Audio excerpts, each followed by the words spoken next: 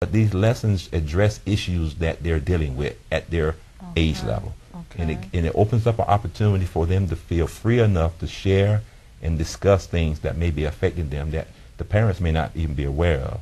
So we look forward to opportunities to share that with people as well, Pastor. That's good. Yeah, and That's good. because I think we talked a little bit earlier before the broadcast that a lot of times churches, ministers feel somewhat threatened whenever they come across a new minister or a new ministry in an area. Right, true. And I just want to stress again that, you know, this ministry is not just in Noonan.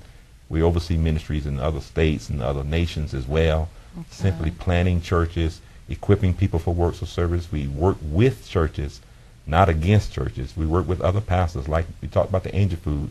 There's actually another church here in Noonan that serves as the host site for Angel Food Ministries. Okay. So we're not going to start a separate Angel Food Ministries outreach. Right. We're simply going to work through that church to do the outreach to the community.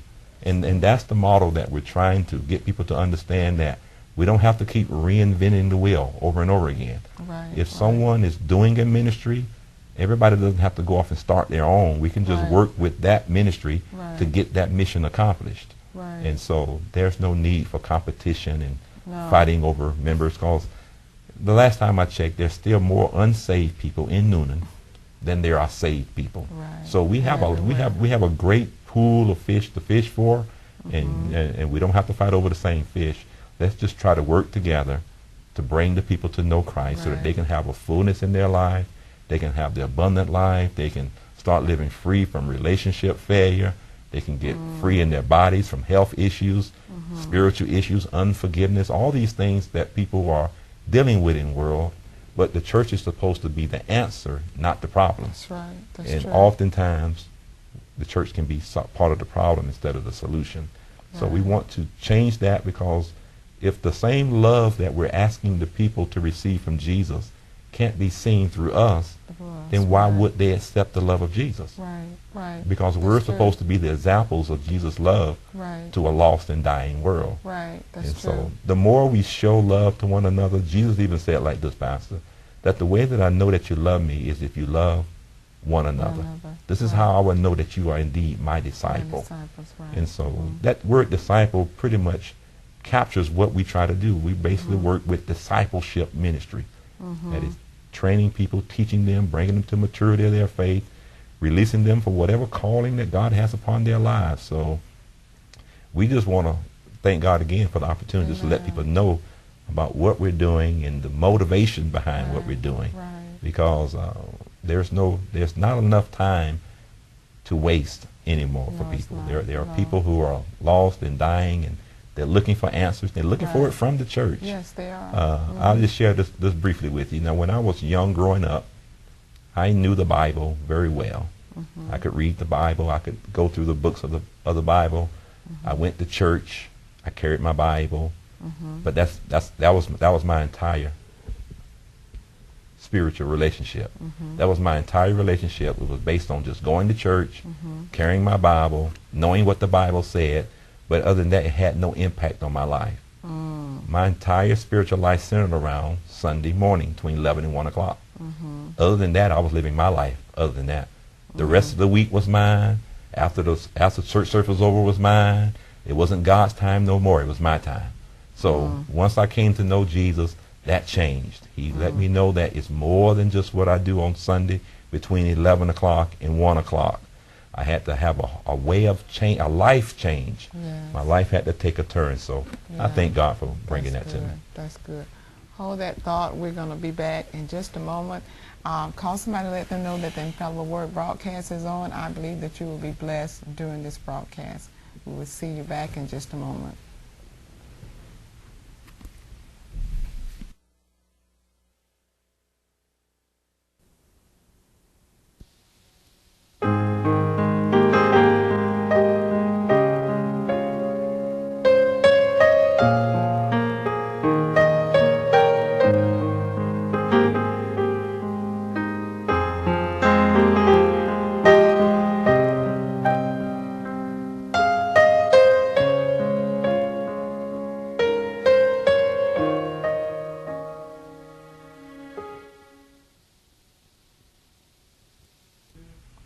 Yes, I'm Dr. Sarah Felix. For some of you that don't know, that are just tuning in, this is Bishop Lyndon.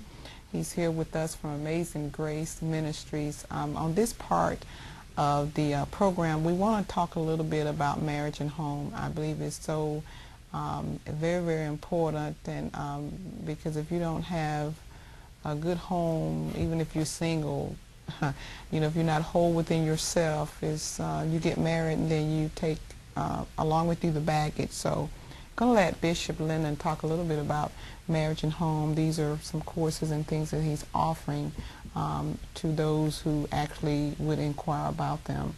Absolutely. You touched, it all starts right there. Families start with, ideally, with marriage. Now, in an ideal world, it would happen that way, but we don't live in an ideal world. Right. So every family doesn't start with a marriage. Right. Okay, but for those that do, we want to make sure that those marriages get founded in a proper way.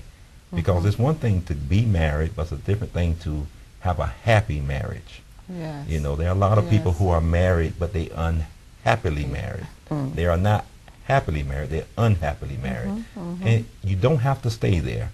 And for those who are considering marriage, then this course that we have called Marriage and Home will be very helpful for you in considering the person that you should consider for marriage, how you should get yourself prepared for marriage, because what I find is that a lot of people are not whole themselves. Right. Because they've had failures in life and failures in relationship, and they carry sometimes those failures into their new relationships. Right. And whether it's emotional baggage, whether it's financial, with your credit or things of that nature, you need to work on all those things, because you're going to bring that problem to someone else. Put it this way, would you want someone else to bring those types of problems into your life? If your life is free from financial ruin, would you want to take upon someone else's financial ruin? If someone else has been emotionally abused, would you want to take on their negative attitude toward relationships because they were emotionally abused in their last relationship? So the process for marriage starts with one person, not two. Right. So the process starts with us to make sure that we're adequately made whole, that we're free from all the issues of our past. Right. We've honestly dealt with the emotional scars. We honestly dealt with our financial issues. That's good. We've dealt with, you know, whatever kind of baggage that we're carrying, we deal with those things first. Then we'll be free enough to find and relate to someone who has also done the same thing in their lives. Because why would you improve yourself in all these areas and then get yourself attached to someone who is still broken in these areas? Yes. So once you become married, then those same issues that you once freed yourself from, they're now back in your life through your mate. That's true. So marriage and home, all the things that we do in society starts with a basic unit called the family. This was God's ideal from the beginning. Adam was in the earth and everything was well, according to God. Right. Except for the fact that Adam was alone. That he had no one suitable for him. So it was God's idea that man would need more than what he had. Someone suitable to be a helpmate, to share in the fellowship and the worship of God. And that's when he made Eve, of course. Made Eve out of the rib of the man's side. So oftentimes I tell him that Adam was formed from the dust of the earth, but the woman was formed from the rib of the man. So seeing that she wasn't created from the dirt, we should not treat her as dirt. So we have to treat her as someone that's close and near and dear to us. And I find a lot of men, for whatever reason, some of it because their homes were not filled with a loving, open relationship with their father. Some men have not had a closeness of dealing with their emotions in a positive way. You see, what I find with men, and I start here with men because God started with man. That's right. Okay. That's good. Okay. God had a relationship with man. Right. Okay.